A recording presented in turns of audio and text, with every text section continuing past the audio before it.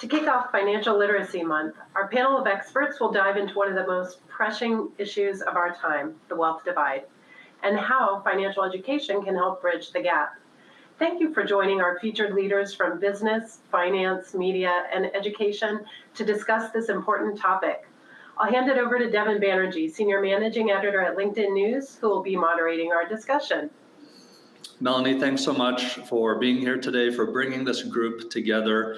And thank you all for joining us on your lunch break, if you're on the East Coast or on the West Coast or around the world, or watching this replay on LinkedIn. I'd like to start by introducing our really powerhouse panel. And again, thank you, Melanie, for bringing us together. You've all just met Melanie Mortimer, President of SIFMA Foundation.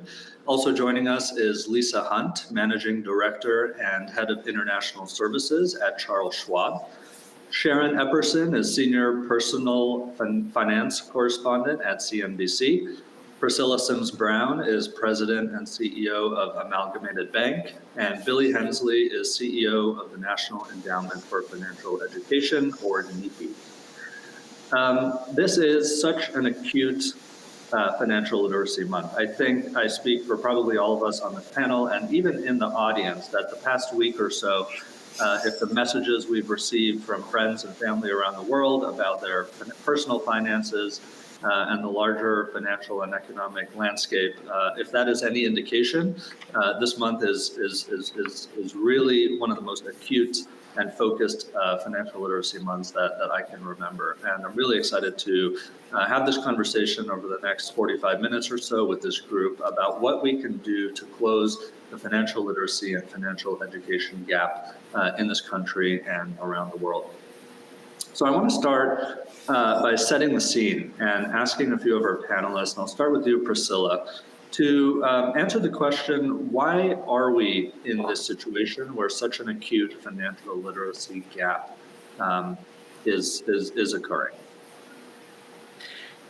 Well, just by definition, the gap means that the median income and wealth of individuals, citizens in our country is lower than it should be. The average is pretty high, but the median is low because there's such a division of the haves and the have-nots in this country.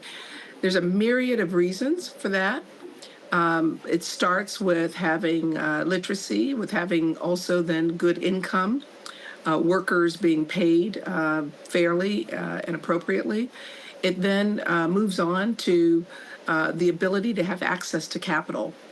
And particularly at two critical points in one's life, which seem to have the greatest impact on future wealth and generational wealth. And that is when you are trying to build collateral, which is for most people your first home.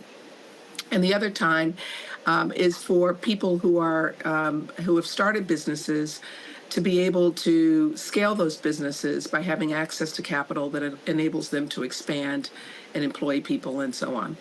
So I think it starts with the fact that we have a generational wealth dearth.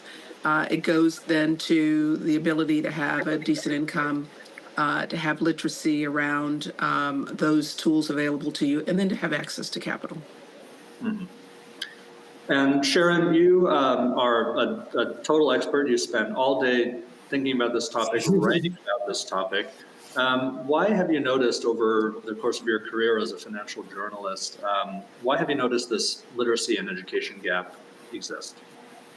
I really think it has to do with education. It starts for our school-age children and the education they're receiving or not receiving about personal finance in the classroom. And one of my colleagues just a few moments ago published a story reporting that taking one personal finance class in high school guarantees a lifetime benefit of over $100,000. But yet only 27 states in the nation require students to take a personal finance course to graduate from high school. And that's only been since 2008, when Utah was the first state to do that. So it's been slow going in getting states to recognize the importance of guaranteeing personal finance education in schools. And then where it is guaranteed, the school widely.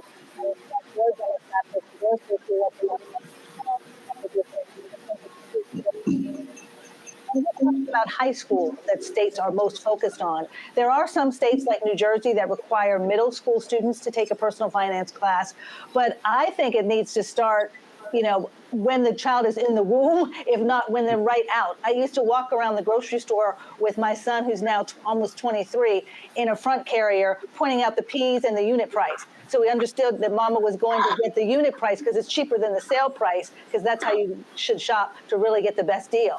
You have to start early. And the other aspect I would say that is preventing it is the education gap that we have among parents, among adults. So parents don't know and don't feel confident to teach their students about personal finance or to be honest about their own challenges with the family finances. And then that trickles down. So I think that's why we're seeing the gap. But I will say that one thing that brings me a great deal of hope from my more recent reporting is how many students, how many teachers, and parents as well want this education. How many students are advocating at state legislatures saying, we want this. We want to take a class on personal finance. We want to be in the stock market challenge. We want to learn about investing. And then teachers who are saying, I never grew up knowing this. This is not what I signed up for. I'm supposed to be an English teacher. I'm supposed to be a civics teacher, but I'm going to take some extra classes. I'm going to take the curriculum from the Council for Economic Education or Next Gen Personal Finance or the National Endowment for Financial Education. I'm going to go to those resources and figure this stuff out and bring it to my students. So there is hope, but there is definitely still a very wide gap. I love that. And over the course of this conversation, we're going to touch on and home in on these different stakeholders around this gap. Schools and the education system, the industry, the financial services industry, of which most of you are a part, government, families, and parents. All of these are so important, as you just laid out, Sharon. And we did not arrange this, but just last night, literally 12, maybe 14 hours ago, I was at the grocery store with my 3-year-old talking about unit prices and explaining. We did not script this. We did not script this, but now you all know to look for the unit price. It's really fun. You don't do it already with your kids. Great. So before we're going to move next into the role of the education system and schools. But before we do, Billy or Lisa, anything you want to add as to why we find this financial literacy gap existing today? Agree with what's been said. Excellent. Yeah, I would just echo the sentiments of Priscilla and Sharon, and maybe share a personal experience. I grew up in Montgomery County, Maryland, one of the more affluent counties in the United States, and went to the public school system there. And we were required to take either shop or home economics, but not any personal finance classes. So I joke often that I graduated high school knowing how to cook a mean biscuit and sew an apron. But when I got to college, I got sucked into a credit card from a local department store, didn't have a lot of money as a college student, and it really wrecked my credit score for years to come. And if I had just had even a few weeks of personal finance education, it could have set me off on a much cleaner path going forward. So I do believe that it is all of our responsibility, and it truly is where sort of that public-private partnership really needs to come together to move the needle. And Lisa, it's not just you, and it's not, it's something that's been researched about how much higher students' credit scores are as adults if they've had a personal finance class, how much less likely they are to be delinquent on loans that they're taking out, how much smarter they are about the type of loans to take out to finance their education. And frankly, if they're also learning investing at a young age, how much asset accumulation they have, how much wealth they've built just at the age of 25, because they've started this so young. So it is so important. And many of us have been, taken for a ride during those early years, not because we just didn't know. So, although you've both made me feel a little guilty, I'm wondering if it's too late to teach my 29 and 26-year-olds about unit pricing. I think I've dropped the ball on that. Never too late. it is never too late. Same here. On this topic, Melanie, we're talking about the education system and how to reach students more directly and earlier to take advantage of both their time in school and, as Sharon said, the duration of compounding and of implementing these best practices and learnings. SIFMA Foundation does a lot of work educating schools and thinking about the partnership between schools and community organizations. What have you learned, Melanie, works best, and what are some best practices for schools and community organizations to partner on this topic? That's a great question. There's a long-term impact from a lack of financial education. We've seen it, we've experienced it, we don't want it to happen to the people we love. The SIFMA Foundation's mission is to start this education very early in life, and do so through schools, because 88% of parents, 9 in 10, agree that bringing financial education into the schools is a critical tool for eliminating economic inequalities.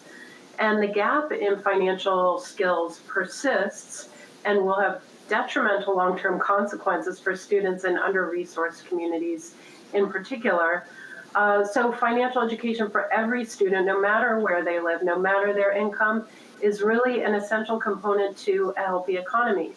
But the most effective way to work with schools, we think, is to provide educators with resources that embed financial education into the curriculum. That means across the subjects, whether or not that school or that district has a requirement for bringing financial education formally into the curriculum.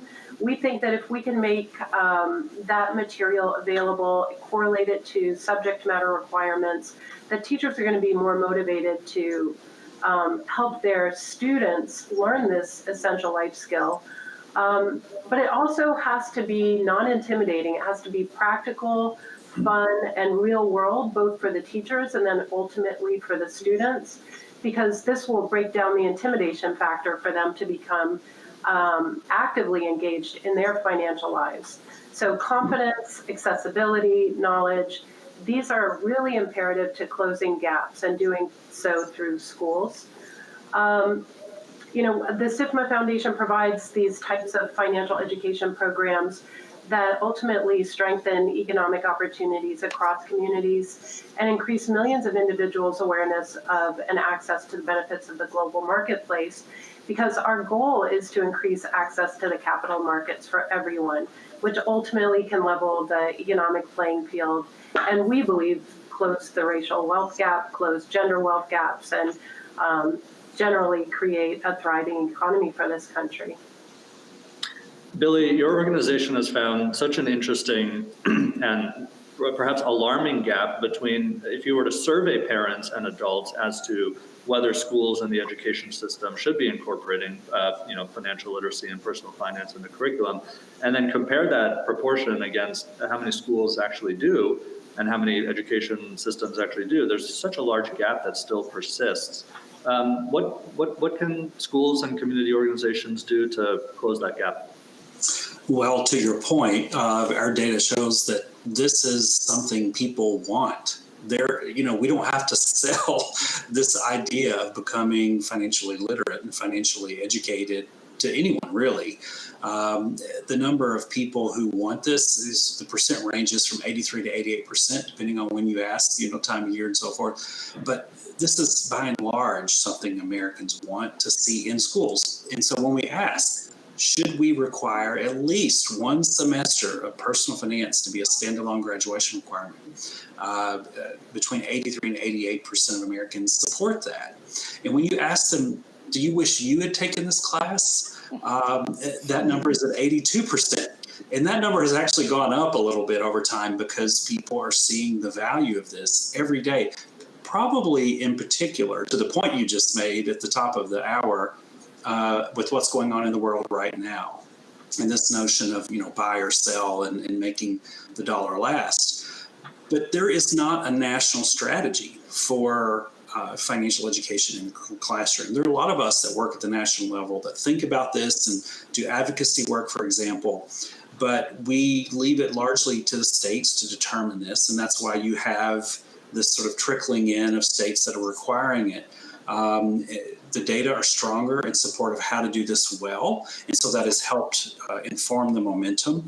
There are more organizations that are advocating for this, but I love Sharon's point about the student voice being central to this, because they are going to their state legislators and saying, why are you withholding something of value that can help us in a safe environment? Learn about this in a safe environment. So the these things are coming together for us. We're excited about sort of changing the data. You know, some of the studies that Sharon mentioned, actually MEFI's funded. We're really excited about being able to sort of bridge the gap between what we know about effectiveness and so forth.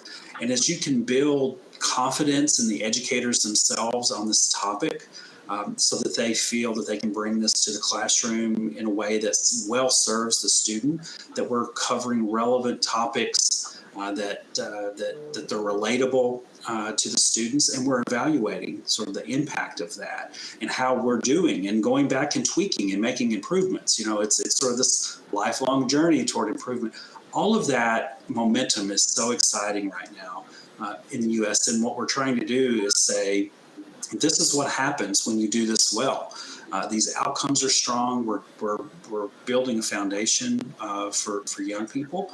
And then we're not done when it's passed. We're not done when that graduation requirement comes in. We always want to tweak and improve because it's what we have to do. The economy changes, products change, markets change, and we have to create this sense of adaptability and lifelong learning with this topic from a very young age.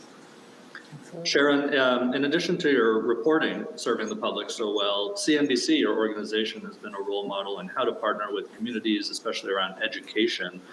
Share with us what a best practice there and how CNBC does it. Well, I think one of the things we've done is partner with Billy Hensley and with the National Endowment for Financial Education in creating a global financial wellness advisory board, so that we're making sure that we're telling stories, that we're reporting and finding information that people need to know, regardless of their age, that will advance their financial literacy. So he is among some 20 members from around the globe of the CNBC Global Financial Literacy, Financial Wellness Advisory Board. And some of the other members are from the Council for Economic Education, which I mentioned, which provides curriculum for teachers in terms of economic and personal finance education, as well as Next Gen Personal Finance, which puts out that dashboard to let you know how close your state is to getting a personal finance course requirement for graduation and how many states have come along the way. And they also have curriculum there as well. There are a number of organizations that we work with in terms of providing events for young people as well. And Junior Achievement is probably one of the ones that we have worked with the most. In the fall, I was in Utah, which, as I mentioned, was the first state to have a personal finance class requirement for graduation. But we weren't focused on high school students there. We actually did an event with a bunch of 6th, 7th, and 8th graders that was like a Shark Tank event where they had to create a business.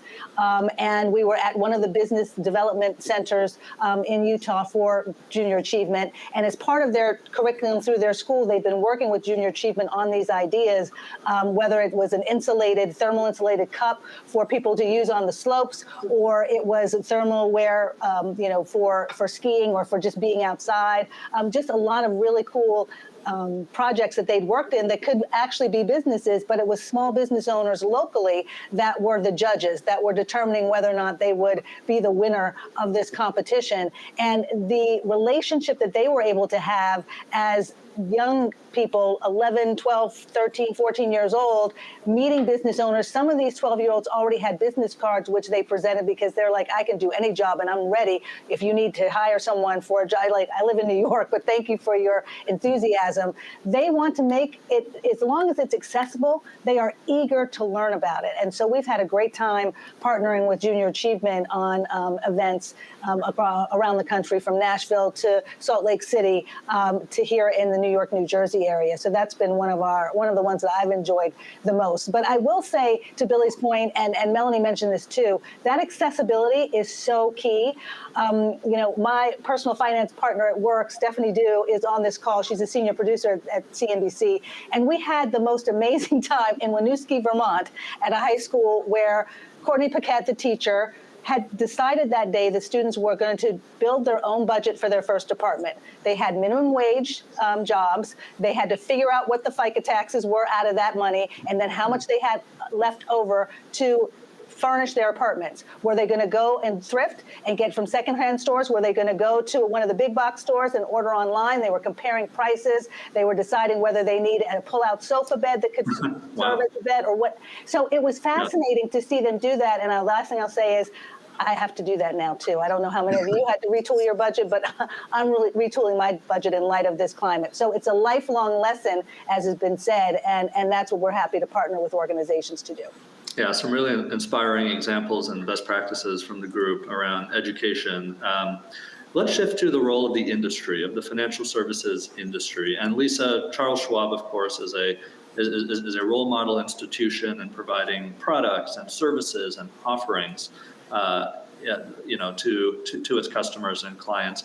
What role does an organization like Charles Schwab and others in the industry have around literacy and education?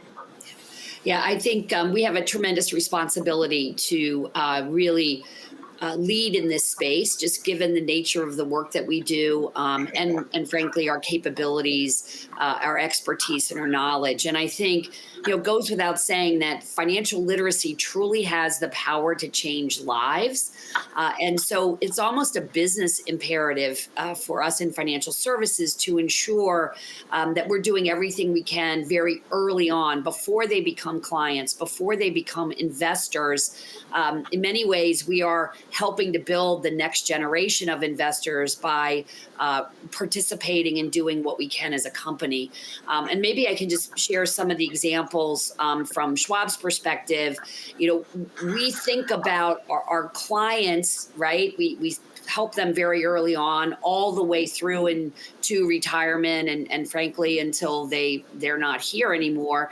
And we really think about this financial literacy work as ongoing, starting with children at a very early age. And as Billy said, the lifelong learning journey that we all have around financial literacy.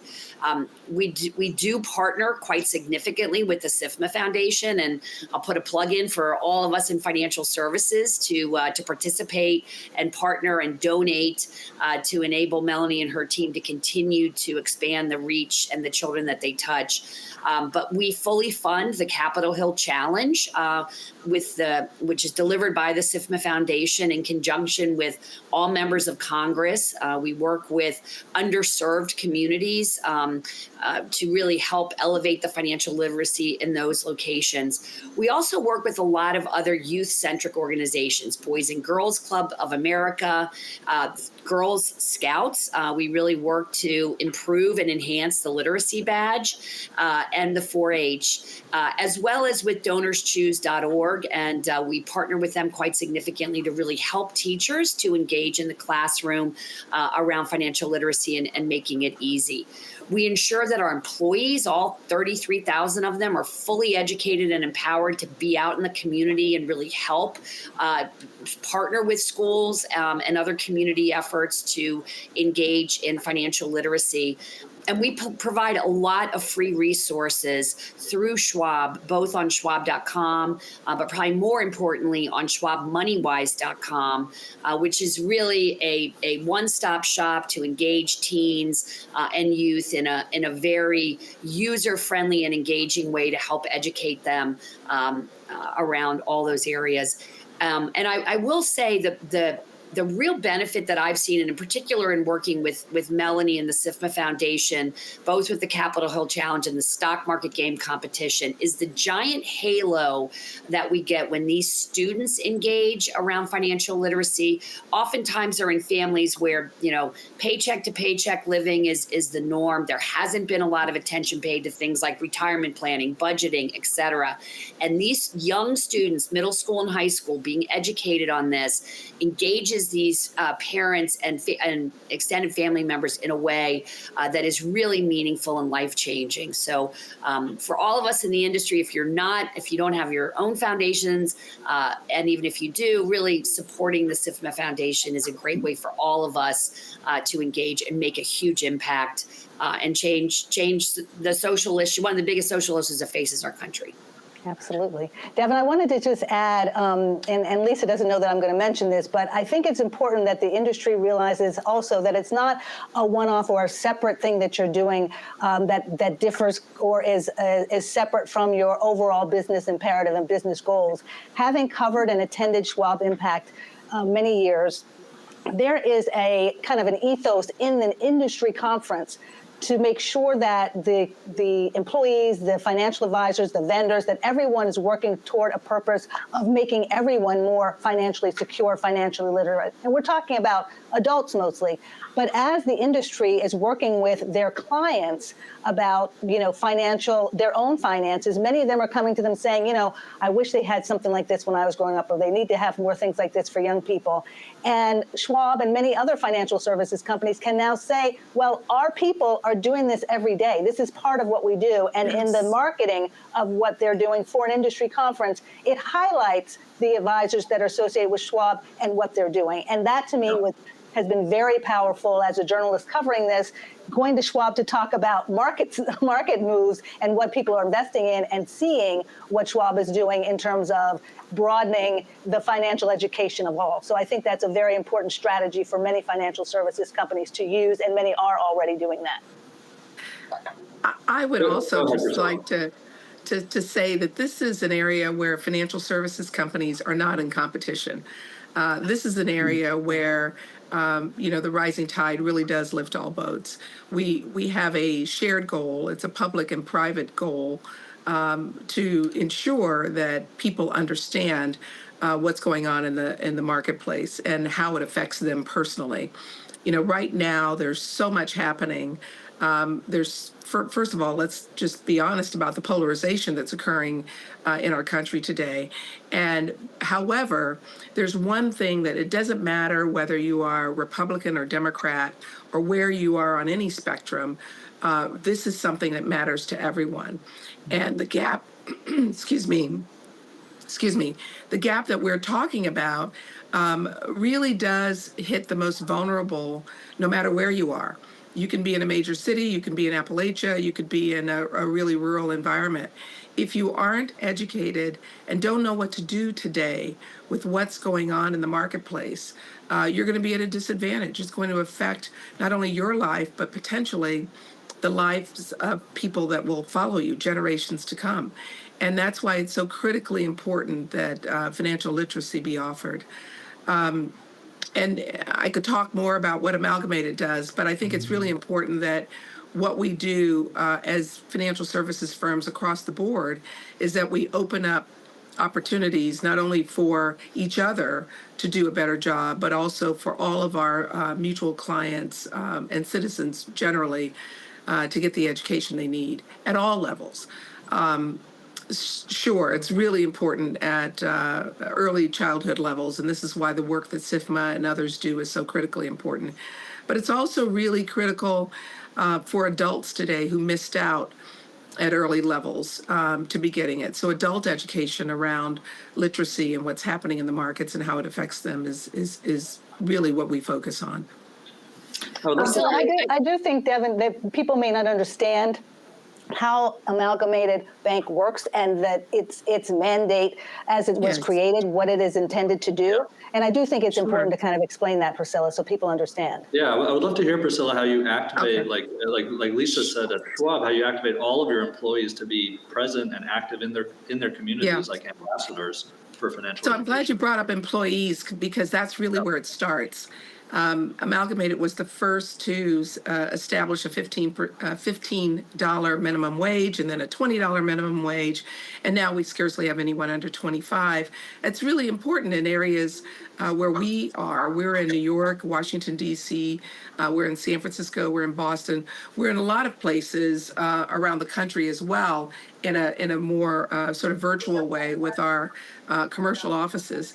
And it's really important in each of these cities that you are providing a living wage. So as I said earlier, I think it starts right there with your own employees and their ability to have dignity when they come to work based on having a fair wage. Beyond that, Amalgamated is a socially responsible bank. We are the country's largest socially responsible bank. And so what that means is that we focus on the impact that access to capital has in a number of areas. And our clients are change makers. They are organizations like SIFMA who are doing things in the in the economy to make a difference. And that could be in the area of climate, where about 40% of our lending goes to climate-related projects, mostly resilience-related projects. Things like low and moderate income families having the ability to put solar panels on their homes or have have energy efficient appliances. We also do geothermal and battery storage and other things like that. We're also involved in social housing, making sure that people have secure places to live and stable places. You can't get that education if you're moving around and you're highly transitioning from one community to another frequently. So we think a lot about that. We have social change organizations that are doing really good work in communities. So we are primarily a commercial bank. However, we do a lot of financial education as well. So partnering with some of our client organizations and also directly through the offices that we have, we provide financial literacy opportunities for our clients. You know, I think it's what I love about the conversation earlier, and I heard this clearly from SIFMA and Schwab and in the reporting that's being done every day at CNBC. There's not a need to reinvent the wheel. There's lots of really good activities and efforts underway. And it's so important to think about who's doing something well and how can I support that? Because again, if we create, for example, greater access to capital at the two critical points that I mentioned, that is then going to enable individuals to do all of the other things that we just talked about. You know, have an account at Schwab, have children who are stable in having a stable education and financial literacy for them. So we focus a lot on how to provide access to capital. One of the ways in which we do that is we have established and are establishing an algorithm that enables us to underwrite loans for people, particularly small businesses, that doesn't just rely on a credit score. We think that's critically important because people have lots of reasons. You just heard one example earlier of how a credit score can go awry because of one mistake. However, there are things that don't get added into the credit score, which are really good indications of whether or not you have a high risk. And those are things like, are you paying your union dues? Are you paying your cell phone bill? Are you paying your rent? If you never had access to capital to buy a home and you've been renting for a long time, are you paying that rent on time? And so there are lots of ways that we can look today with the use of AI and other tools. We can determine that you are actually a better risk than your credit score might imply. And that enables more people to have access to capital as they're looking to expand. I could Fantastic. go on, but I'll stop there. We could probably spend a whole hour on how technology is enabling all of these initiatives, and that was a fantastic example, Priscilla. I want to ask all of the panelists one final question, and I want to remind our attendees to please drop your questions in the chat. We already have a few fantastic ones that have come in, and I'm going to get to those in about 10 minutes. But I want to ask all the panelists, you know, Financial Literacy Month is 30 days of the 365 or 366 of the year. But as we're talking about, the topic and the subject is a fundamental imperative for all of us and our families and our community. So how do we take this 30-day period and ensure that we are all taking steps as individuals, as parents, family members, colleagues, organizational leaders that last throughout the year? So I want to ask each of you what one concrete step that each of us or one of our attendees can take this month to ensure that we're helping close this financial literacy and education gap throughout the year. And I want to start with you, Melanie. Yeah, thank you. Can you hear me? Yes. Great. So, well, first, I just want to say thanks for this very rich and robust conversation. It's been fascinating. And there's a lot of the key elements that I'm hearing that resonate with me and the work that we do at the SIFMA Foundation are, number one, that we need to take every opportunity we can to ensure that young people have the tools they need to prepare for their future financial lives. there is more and more noise out there and more easily accessible inputs from social media these days that make it very difficult to sift out the fact from the fiction. And if young people have the basic understanding of personal finance and capital markets and the values and behaviors that underpin good financial habits later in life, they will be equipped to make good decisions for themselves that don't cause years of crisis to unwind from, but rather give them the competitive advantage that enables them to figure out what they want out of life and how to go after it. That's what the American dream is about. And if we're not enabling it from an early point in life by creating bandwidth and multiple opportunities of lifelong learning for young people to get those essential critical skills and tools, then we are short selling them. We don't want to do that. We know that they want to learn. It's fascinating to them. They're hearing about the economy just like the adults are, day after day after day. They're hearing about investing, crypto, all these exciting things that are going to help them have more money. And if there is nothing that stimulates the interest of students in a classroom more than money, I don't know what that is. True. It galvanizes them. And so we have a chance to take advantage of that. It's a built-in incentive and it's tangible. So as parents, as educators, as employees of financial firms, we have a set of skills that we've developed through experience and building our own knowledge. Or if we haven't, then through access to all of the public resources that have been spoken about today, to help open up those conversations, whether it's the itemization of cost at the grocery store, or it's understanding why a beat up, dirty teddy bear has greater value than a brand new one from the store. Counting with coins, these are very early life lessons that then get built into bigger picture things like what the SIFMA Foundation provides, which is an understanding of investing. The amazing thing, and this is the second point that I hear over and over again today, is that young people bring home what they learn. It's not just a one-way street. It's not just about the parent or the volunteer or the guardian providing those lessons. Sometimes it's the youth coming home and saying, Mom, we learned about budgeting today. Do you have a budget? How do you budget? What about this, upcoming trip that we were talking about? Are we going to be able to go? Let me help. Or it's young people asking their families if they can start an investing account because they're learning things through the stock market game or Capitol Hill Challenge. And then the third piece is the idea that in our workplace we have hands-on opportunities, and this is a little bit later in life, but for those who didn't get it in school and they didn't get it at home, which is actually a large swath of the population, being able to be exposed to workplace financial education is an awesome catch-up opportunity. And one of the ways we do it here is by setting up volunteers with our educational materials, just the way teachers often don't have the confidence and don't have the tools for learning the fundamentals both for themselves and their students. So goes individuals who are in workplace settings. Even if you have an MBA, it doesn't mean that you have created those values and behaviors that are going to take you through life and help you be financially independent.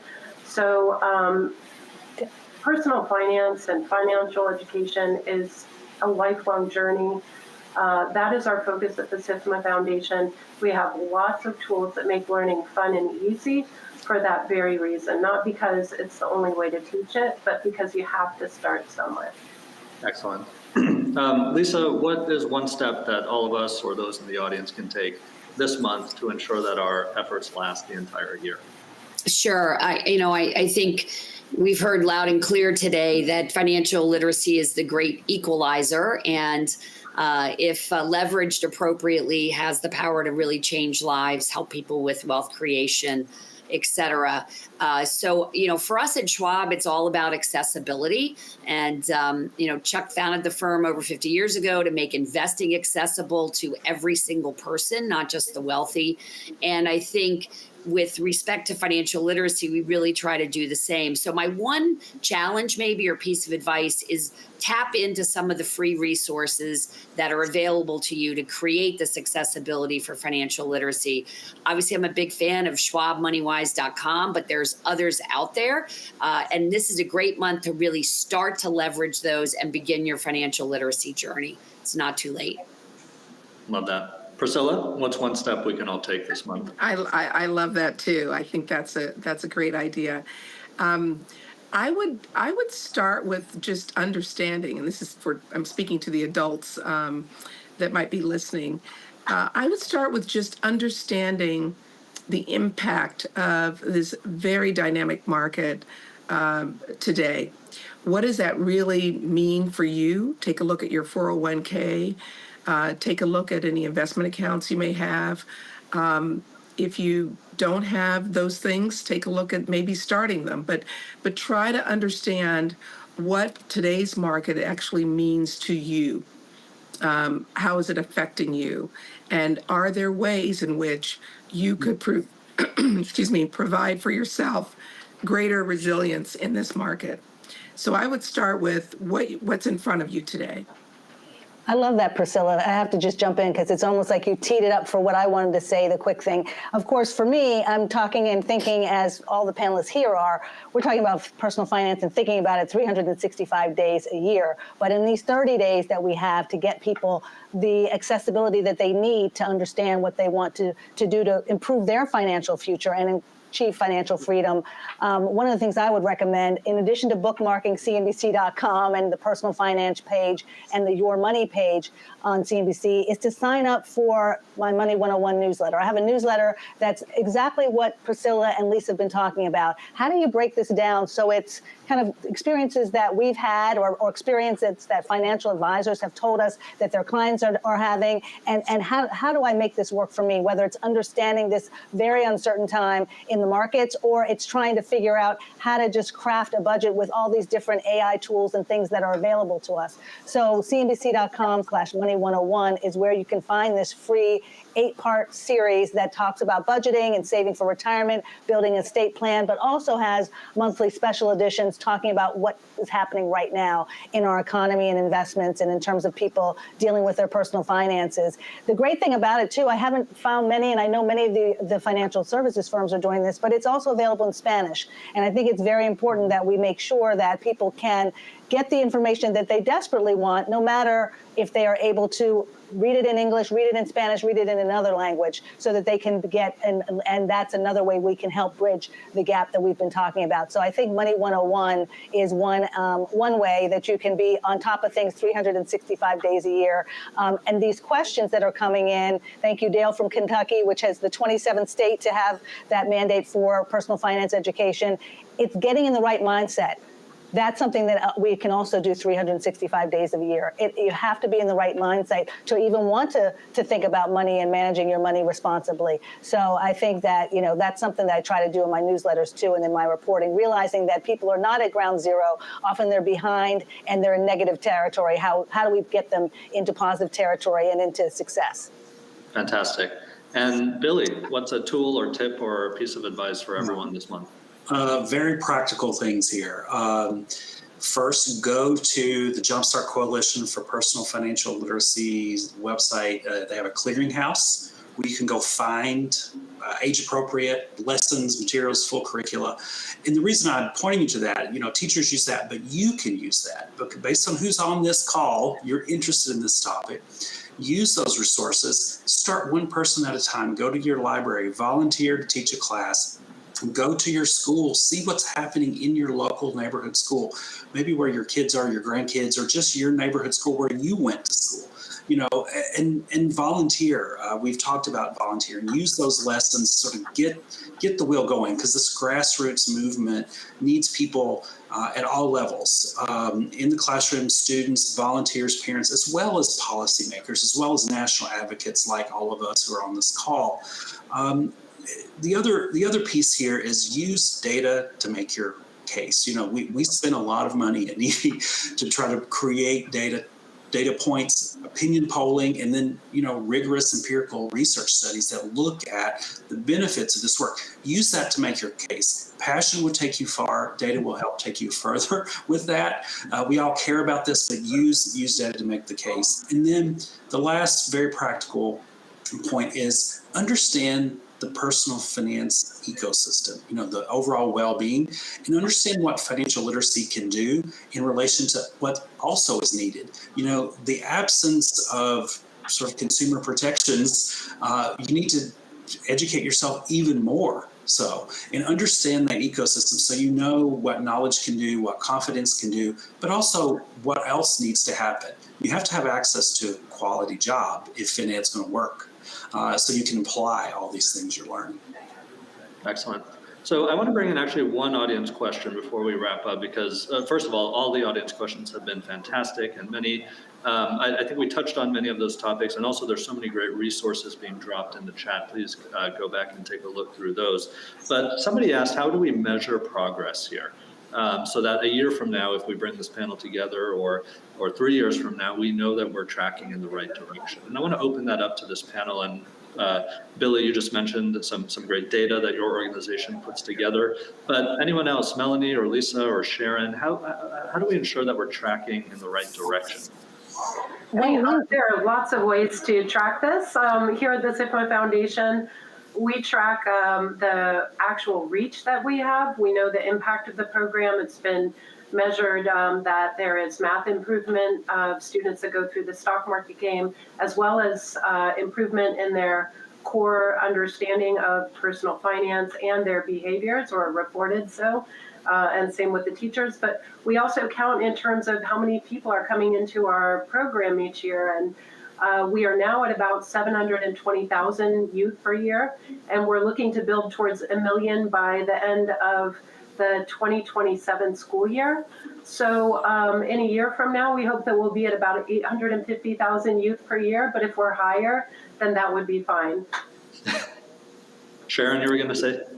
No, I was just going to say that one of the things that I think is interesting is looking at the personal finance index that Anna-Marie Lusardi at Stanford has come up with, and kind of looks at every year in terms of what people are, where we are in terms of our financial literacy. And that financial literacy index always shows that understanding risk is the most difficult task, or the difficult skill for people to have. So I think research that shows that risk-taking capability is improving, I think is going to be a key factor for many people to see how important financial education is. And I would just echo, I think, the statistics and data prove out the impact that financial education has on the bright futures and creating brighter futures. So to me, I think it's measuring how many students are engaged in some sort of a program. Melanie, through the SIFMA Foundation, Schwab's Foundation, we have great data on how many students and youth we're touching every year. And I think if we monitor that, we know the education works and makes a difference. It's providing that accessibility and exposing more and more people to it that are going to move the needle. Well, I want to thank all of our panelists, thank all of our attendees. This has been such a timely, important, critical conversation. It always is every year. It feels more critical and timely than ever right now. So again, thank you all for joining live, for watching this as a replay. It will live as a replay on LinkedIn. All of the resources have been dropped in the chat. Please take a look there as well. And Melanie, I'll hand it back over to you. Thank you so much, Devin. You've been a fabulous facilitator and host for us. We appreciate it. I want to thank everyone for joining us today. It's been a really insightful discussion on the real impact that financial education can have on closing gaps, opportunity gaps, wealth gaps. But I also want to thank all of our esteemed panelists, Sharon Epperson, Lisa Hunt, of course, the great Billy Hensley, Priscilla, I think she dropped off, but Amalgamated Bank is still a fabulous story for us to hear about and read about, and all of her leadership. And then all of you who've been listening today. We hope that you'll take a look at the financial education resources that we've talked about that are in the chat for you with links that make access easy. We all are part of the future of a better financially capable world, and hope that today's discussion and some of the tools available are going to help you be actively engaged in the opportunities for young people to learn about personal finance and begin to build their pathways to a financially independent future. Thank you all for joining us, and hope you have a wonderful rest of Financial Literacy Month. Thank you. Indeed.